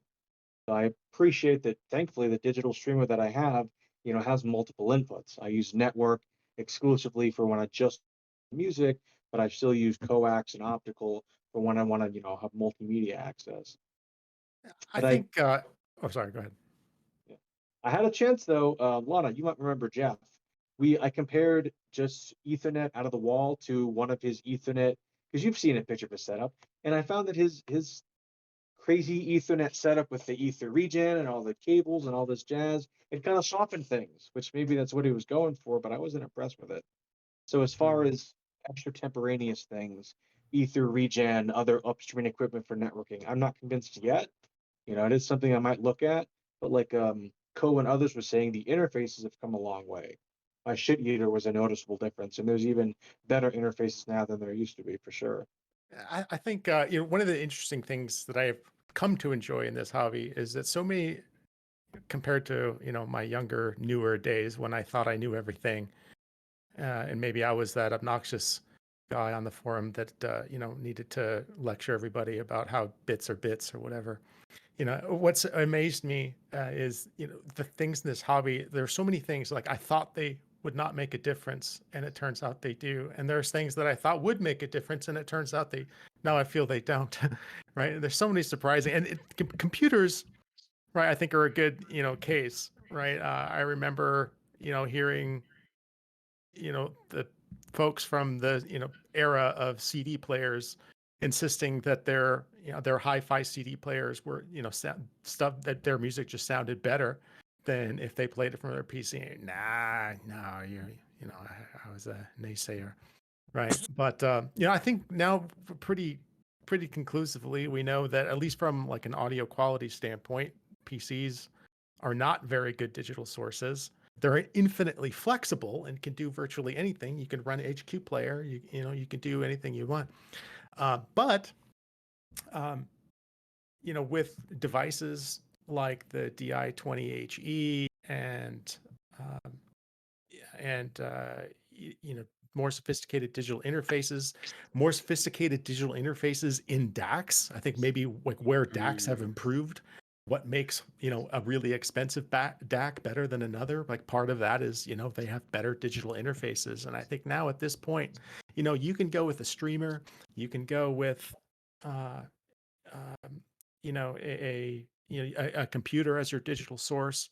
Right now, you know, I think now it's just a choice in terms of how you want to interact with your music, how you want to sit down, what you want your room to be like, right? Because you can make PC audio fantastic, right? With, you know, you need another box, right? But you can do it. Yep, I'm using the Mac Mini, and that's the only thing I'm using it for is for music. I don't have a mail program in the background. I don't have anything else running off of it. So it's an older 2012 version. I never turn it off. It's been good to me, knock wood. And like I said, I use that to connect the hard drive and my SOTM switch and my streamer. And I really, when I'm lazy and don't feel like turning LPs over, it's my go-to with Rune. I just sit my fat butt in the chair and play with Rune, and I'll let her go. And it's I enjoy it that way. I don't find that there's any sound coming from the computer because it is isolated. I put it on the not on Wi-Fi, on the Ethernet, and it's all connected that way. And it sounds really good to me. I don't have a problem with it whatsoever. It's as close to LPs as I'll get. And Smart, I should. Oh, sorry, Nick. Continue. no, go ahead. Smart, I should ask you, what did you make of the most recent Audio Excellence video? The one on cables? Ethernet cables, yeah. Yeah, it's I don't know. It's I don't know how much weight I would put in something like that, like an Ethernet cable. I personally, I did buy like a quote-unquote audiophile Ethernet cable. I didn't spend a ton of money on it because I didn't want to I just wanted to see if anything for myself, if anything would kind of come of it. And I think I spent probably, like, it was a custom-made one. I probably spent $150 or something like that on it. And I can't say that I really noticed much difference. Basically what happened was I got my the Lumen Mini streamer, and then I had a external power supply with that, and I just kept trying to add things on to try to make it better and better, and then I was gonna go all the way down the rabbit hole to the ether regen, but then the more I read about it and the more, you know, I just wasn't sure. I just had more doubts, and I didn't want to put the money down, so I just stopped there. And so when Adrian says, like, you know, he was very, very, you know, very, he was very expressive when he mentioned, I forgot which cable did he mention he used again? Which Ethernet? I forgot which one it was. Valhalla? I'm not sure. Nordost or something? Yeah. Valhalla? Blue something? Yeah. They had Hemdall, Valhalla, and on the Blue Haven. Yeah, so he said that once he put it in, then he said, oh my god, like, you know, I can't believe it. And, like, anytime when it comes to cables, you know, you question, is it the cable? Is it some kind of a bias? Is it, you know, placebo? And I have more skepticism when it comes to Ethernet cables based on what I've read. I mean, I'm not an engineer, but you could talk to Fahmy and Parker and all these guys, and they'll tell you that it makes no sense, like it shouldn't be possible. No. But I don't know what you guys think about, like, Ethernet cables. Well, the science side of me says this is absolute baloney, but also the other science side of me, which wants to run experiments, wants to try it. So I'm actually thinking of putting one of these in my chain. But the thing is, as you just rightly said, bias. I will know when it's in. I will know when it's out. So right. In general, like, we got to be triers in this hobby, right? I mean, I Ethernet, audiophile Ethernet switches and audiophile Ethernet cables. Again, old me would have been, you know, rah, rah, rah, rah, rah. Yeah. But new me, right? It's fun because it seems so absurd, right? Exactly. Like, I really can't think of a reason why it ought to make a difference. Right? I mean, there's a guy on HeadFi that he bought a Cayenne C9, and if you don't know, the Cayenne C9 uses these 5860 battery, or 15, whatever they are, just, you know, regenerative AA form factor batteries. And he has like this paragraph guide as to how Panasonic batteries sound different from Sony batteries, which sound different from these other. Yeah. say See, batteries are more impactful than you think. Really, really, really, really, really high-end electronics. Guy who's building my tube amp does work for Samsung. This is, $500,000, $1 million scanners. They run them off of 30-pound battery banks. So they got like 50 of them in tubs of sand because coming out of the wall is just shit. They have a level of precision where it's like, we need batteries. And when I had my Pico Power, I did the battery rolling and I was like, this is stupid, but I guess. Now, do I recommend people start battery rolling? You have nothing better to do. yeah. So I think I came into my audiophile maturity like when I started feeling more comfortable saying I don't know. Yeah, Right. yeah. I mean, until I Yeah. can really test and listen to something for myself, Yeah, I and wanna do so in a way that I can, really kind of, like real blind testing with repeated trials. I can calculate statistics, right? And until I can do that and really feel that I at least know something for myself, right? And I'm not going to dismiss the possibility that Panasonic batteries sound better than Sony batteries, or an Ethernet cable.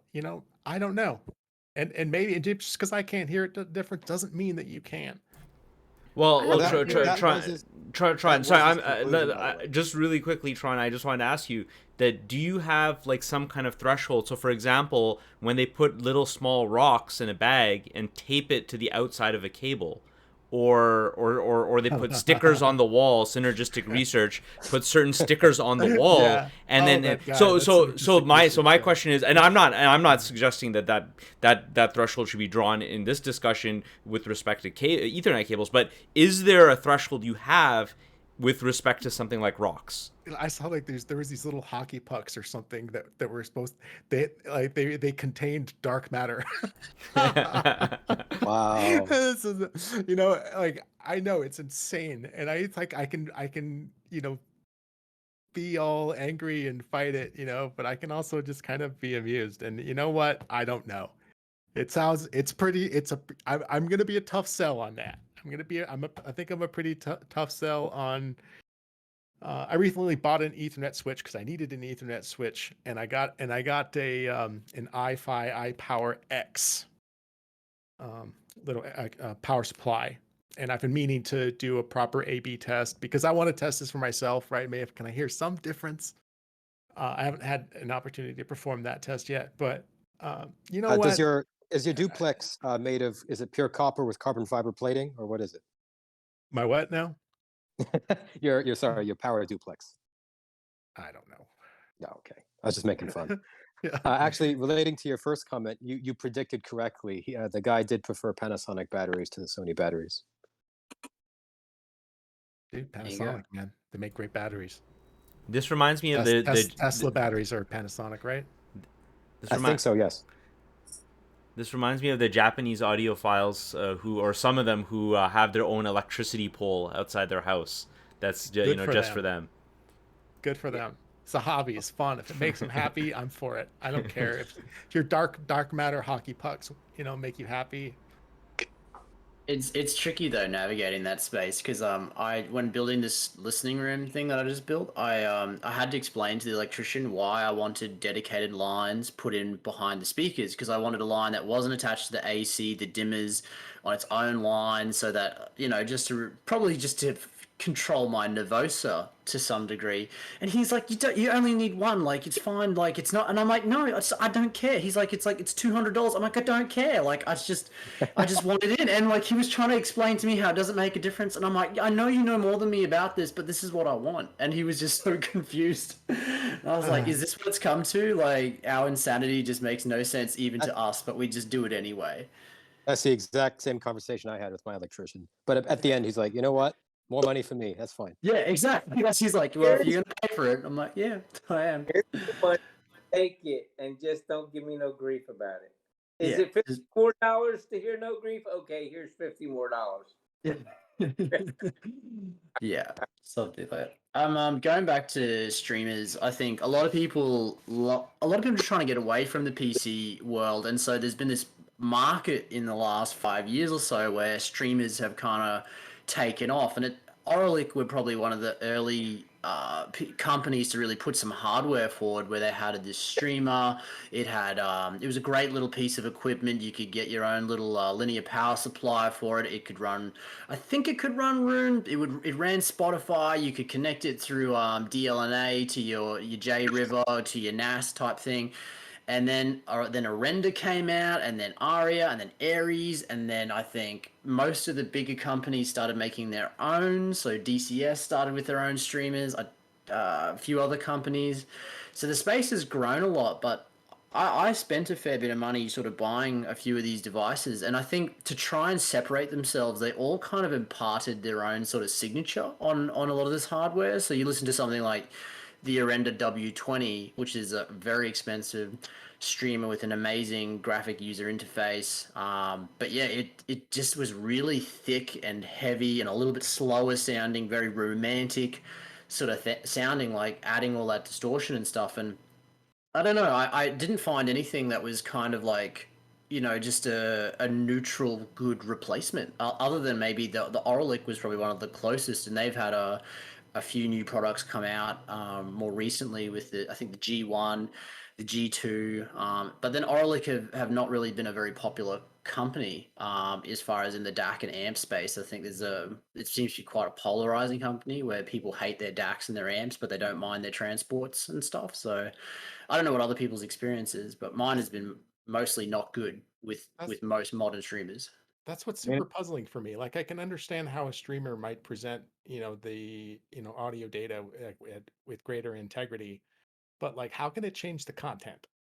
Same as your HQPlayer, man. They have filters and stuff that they add in beforehand to try and make it sound different. Like, and same with the upsampling and stuff. Like they're doing some level of digital filtering and stuff before it's then fed onto the DAC. Even though it's it's a digital output, they can still mess with it. I think Lana can speak to, because I'm with you, Tron. I went to Axpona 3 years ago, and I'm like, let me hear everything. And the thing that stuck out of my head is like, let me figure out if I can replicate this. And I couldn't. So Lana had the precocity, and when she switched to the streaming and switched to MDX, it was like, whoa. I'm like, you had the same light bulb as I did. And I'm hoping when the shows are open and they become available in the fall, as a community, we can get back into just hearing things. Because I don't want to hear anything until I've sat down and I've heard it. And what's nice about you don't know the brand, you walk in and you're like, play me something, and you're floored, and you're like, why is it better? And then here we are. Yeah, I would like to say that, there's a lot of talk, do DACs make a difference? Do DACs make a difference? Well, with a top of the line DAC, I don't know if it's the case for every top of the line DAC. Not only did I hear, it's like I heard a difference within my own DAC. Using it USB. Initially, I used it USB because I couldn't be bothered hooking it through an Ethernet. And I'll be honest, I wasn't all that crazy about it, but then I switched to network. And it was just pure, beautiful music. There was nothing in there that could have been deterring from the sound quality. That was just so good.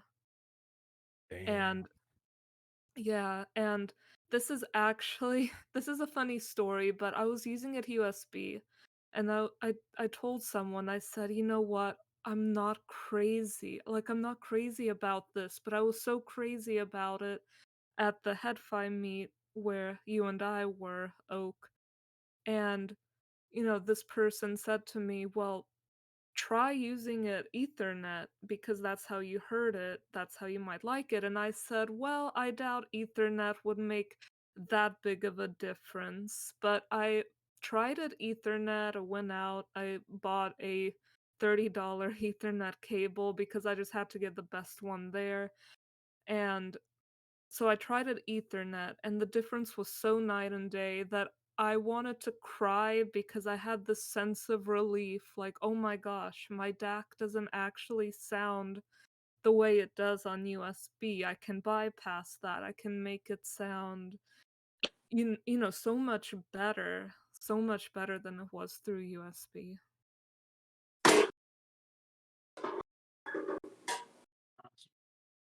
Do we have final topics mod? Where were we at there with topics? Yeah, I mean, I think we covered most everything. I mean, the very kind of last topic, and I was thinking of maybe stopping here just because of time. But if you do want to get into it, the very last topic was kind of navigating toxic communities and kind of dealing with people that are like armchair engineers and things like that.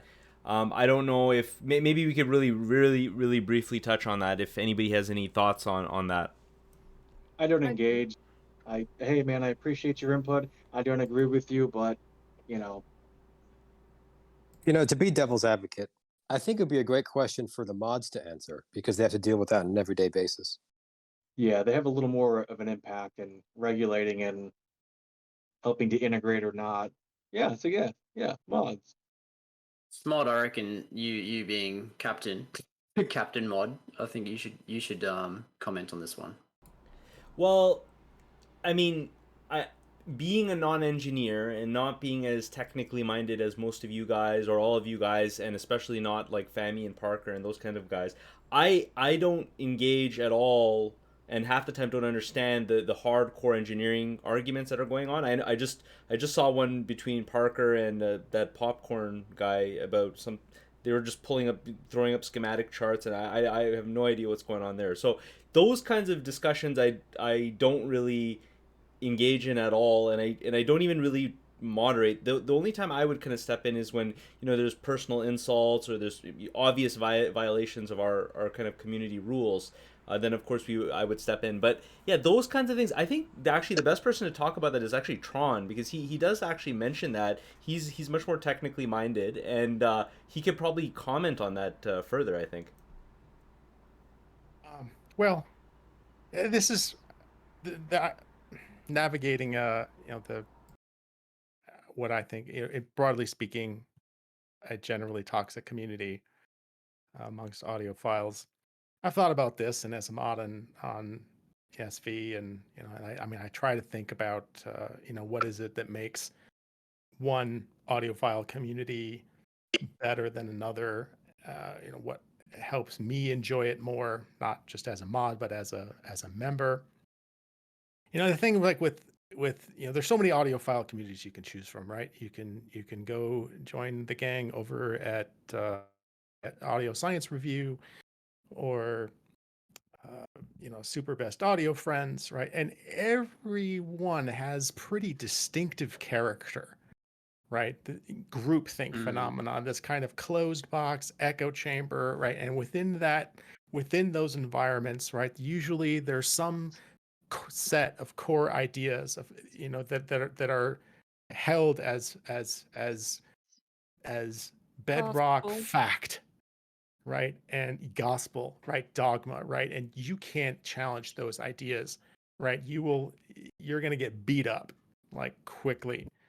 And what's interesting to me is that you go to a different community, and it's a different set of ideas, right, held with equally fervently, right. And so for me, and I think this is something I try to do myself, just to be a better citizen of the audiophile community, and I hope, I'm not sure I do a very good job at it, but I hope that I you I in some way try to impart as a at SV, right, is I think we have to be willing to say I don't know, right, and just it just Yeah. seems to deflate those ego arguments, right, where I gotta be the one who's right. This recent issue with popcorn and it this Parker. in particular Parker, right, and it concerns whether or not a headphone amp, the Bryston BHA1, is in fact a good amp or not, or complete trash.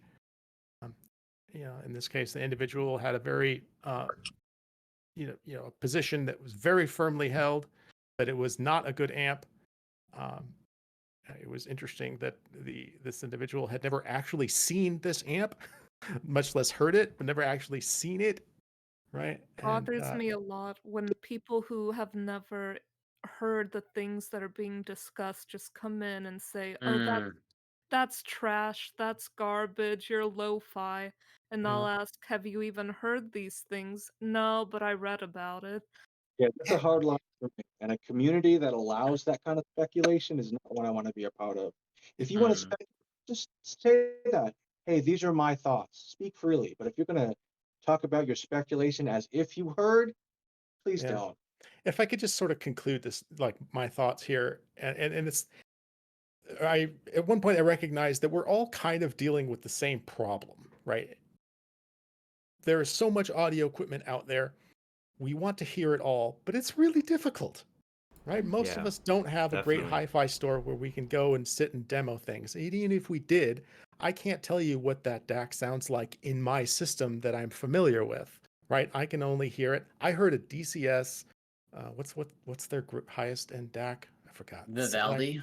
Val. No, that whatever. I don't know. Forgot. Or MSB. No, it was an MSB Select. MSB's a lot, hundred yeah. $100,000 DAC. I heard it in an amazing system. So how is the MSB? I don't know because I haven't heard it in my system, right? Uh, so like somehow maybe somebody might have heard something. We heard somebody say something. We saw a review. Somehow, most of us have not really heard, or at least heard properly, right? These things that we have such strong opinions on, right? Because we don't really have the opportunity to know. So maybe we become fanatics about measurement, right? Because measurements can tell us, what's better, what's best, as it were, right? Well, we're looking for some reason to do that, and ultimately, I think we're all just kind of, poking around in the dark, right, with limited experience. And I think if we can all just kind of be, you know, cognizant that, there are some really surprising things in audio, and it's okay to say I don't know. Can I speak to the point of being a mod? Yep. Well, I find that some people say it's all in the specs, like you were saying, Tron. It doesn't really matter. It doesn't matter if this person's heard that or this person's heard this or whatever. It's when it comes around to I came here to trash talk something. Well, there's no reason to be in this, I feel, at Sonic Vision, to be here to trash talk anything or anybody.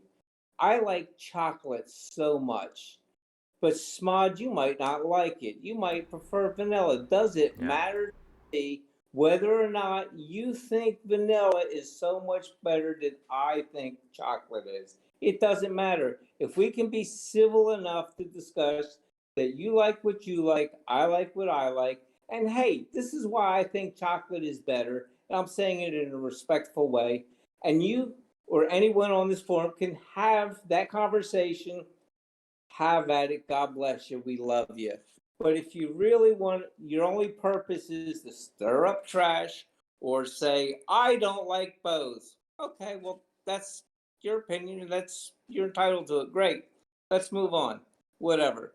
But when it comes down to people just showing up to ruin everyone's time because they're miserable, they don't, in my opinion, they don't have a place here.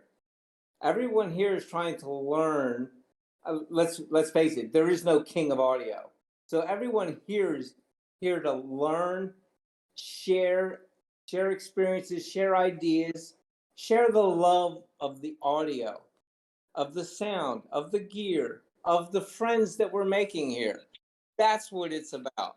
And if you don't realize that that's what this forum's about, I really, uh, as far as I've been directed by Smart, that's what we're all here for. And if we can't get along and have that happen, well, then you need to take your little toys and take them somewhere where someone will entertain your bad attitude. If I So I, could, if I could I add whenever you're done. yeah, one other thing is that's one of the reasons I love being part of this forum. I learned so much. I try to share back. I try to help those when people ask for help. And that's what it's about. In my opinion, I'm a God-fearing person. I think the purpose of all of us on earth are to serve one another. That's my goal in life, is to serve my fellow man and woman. So that's why we're all Well, here. well said. Thank you. Go ahead, Lana.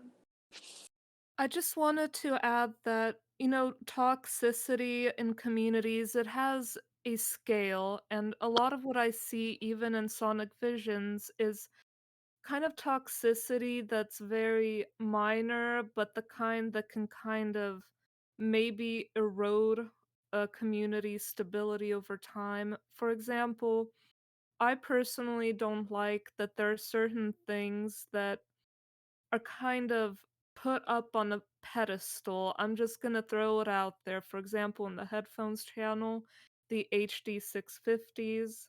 I adore them too. I really do. Do I feel like they need to be well, actually, in this case, I think it's sort of transitioned to the 580s.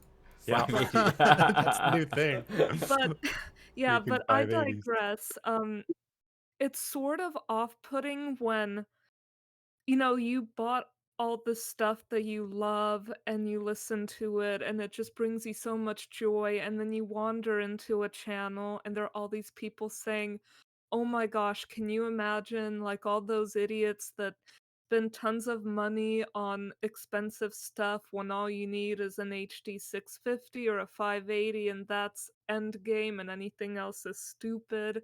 I see a lot of that going on, and I don't like it because I also see a lot of newer members come in and they'll say, "Well, I bought HD 650s or I bought this other thing that's highly recommended and I don't like it."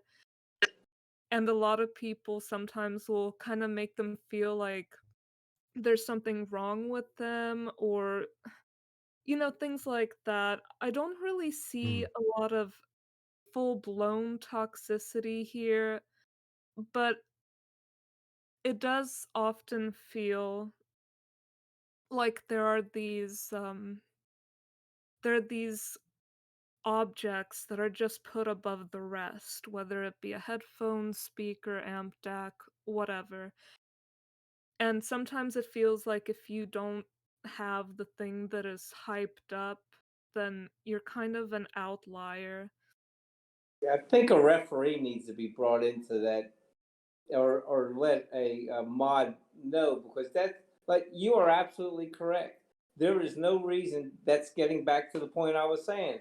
Someone saying you don't have this, or I'm putting you down because you have that. That is not healthy for any forum. And you're absolutely right. I think that should be brought to the attention of the mods, and that's one of the reasons I think we're here, is to keep. You got people coming in that have never been part of a forum or a Discord for the first time, and they're hearing all this. Well, you're horrible, you're terrible because you have this, and they're thinking they got the cat's meow because that's what they can afford, and they like it or they don't like it. They shouldn't be stomped on because of their opinion, and that's what's happening in that example, in my opinion. So I think that's where, if possible, a mod should be notified for something that. Am I right or wrong, Smod? Absolutely, absolutely. Yeah, I totally agree with that. I mean that. I think many of you know kind of how Sonic Visions even got started, and it kind of got started because I won't say the person, but the person was very kind of aggressive towards me just for kind of mentioning kind of doing like whatever, adding them or whatever, and it was a different community. And when I got that harsh reaction, I was frustrated, and I said that, well, I want a community that's friendly, that's open, that has open conversation. I want it to be like that Cheers kind of thing where you go to a bar and everybody knows your name and it's like a family, and and that's Todd. and that's what I think Sonic Visions is becoming. Like that's how I see all of you as dear friends. And I think that's one thing that perhaps separates our community from others. I'm not saying there's not other great communities. There's lots of awesome communities, but that's why I value Sonic Vision so much, and why I want to keep growing it and keep that kind of family, personal feel, and also make it a space for kind of open expression, passionate discussion, respectful disagreement, that kind of thing. Yeah, that endpoints there are so critical, Smod, because you can't just have a completely, you know, void of differentiation in this hobby. There's an objective and subjective preference to every person in here, and we'll never all agree on what's the best gear. We know it's our favorite gear, but there's, like you said, there's no king of the audio world. There's no king gear. there's no perfect for anyone. So there's always going to be these discussions and disagreements, and that has to happen. But as long as it's happening in a civil way, a respectful way, where, people are more guided than sort of put down. And I think it's done really well here. But at the same time, it's a constant battle. Being a moderator, I never really knew how much like DM sort of stuff that then went into DMs and people calling each other out, and like you get these screenshots and you're like, really, this person's saying this to you in personal messages, and then we have to step in and say, look, this is not okay. It's been pretty eye-opening to see the amount of toxicity that even happens in the background. And this is what I think one of the cleaner, probably, safest and friendliest audio discords out there. So I think you're doing a really good job, Smod, but yeah, it's a very difficult field to navigate, as well as to keep it in a position where people can have these conversations where they disagree quite passionately, about topics like MQA and DACs and cables and Ethernet switches, where people have very hard stances and want to get those points across. So I think you do well, but they're contradicting forces, friendly and nice, and then these highly controversial topics with engineers and subjectivists all fighting over who's right and who's wrong and what our ears are capable. It's endless. No, you're 100% right, Zach, and it's walking that fine line. I'll give you an example of going too far, in my opinion, in terms of being aggressive with controlling things in moderation. Would be the Corsair Discord. I joined that because I have a Corsair PC case, and so I kind of talk to people there, and they apparently instituted some rule where you can't say PC master race anymore because it has some kind of racial connotation. And they'll ban you if you even say that, which to me is going way too far. So we're walking a fine line of passionate discussion, but moderating that and making sure it's respectful. It's absolutely not easy, and I appreciate your kind words there. And I think that all of you guys make it much better and much easier, because when you have great people like you guys and the people listening and many of the countless awesome Sonic Visions members, that's what makes the community better, in my opinion, in addition to moderation and things like that. I got a quick question. That Corsair thing, is that just out of curiosity? Is that corporate sponsored or corporate driven? I think it's just a community one. It's not actually official. I think I believe it's unofficial, but they're very aggressive. Like they won't tolerate swear words. If you use like an alternate swear word, like that's not even a swear word, they'll still start like threatening to ban you. Like it's way too extreme. So I've kind of not I don't talk there anymore, and yeah. You've done a great job, by the way. Just want to add on to how do I pronounce this guy? Xecuter.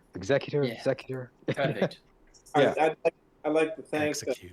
the mods that are here. It is a full-time job. I think it's a job of joy, because it does create this wonderful Discord. But the guys and gals that are moderating it are really diligent in what they do, and I'm not on as often, or sometimes I'm on at weird hours, but I try to do what I can for my part, and sometimes a little late getting to the show, and I apologize for that.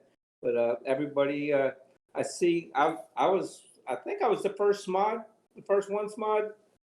and seeing it grow, and you guys, it is doing a great job. But it just seems lately we've been getting an influx of some people that are just looking to pick a fight, and y'all have gotten on it quick and taken care of it and shut it down and keep it the great Discord that it is and continues to grow. So I think Nick and Bass was probably one of the first two mods from my memory. And I think that's the issue with growing the communities. I know you want to, but when you scale, you have to accommodate a wider amount of people who you may not want to be in the server. Like that group increases. Bass is also a phenomenal human being. Yeah. He's awesome. Yeah. He's awesome. He's a saint. He's a freaking saint, man. All right. Well, I guess we've gone way over time, so I want to just kind of respect everybody's time and kind of end it here.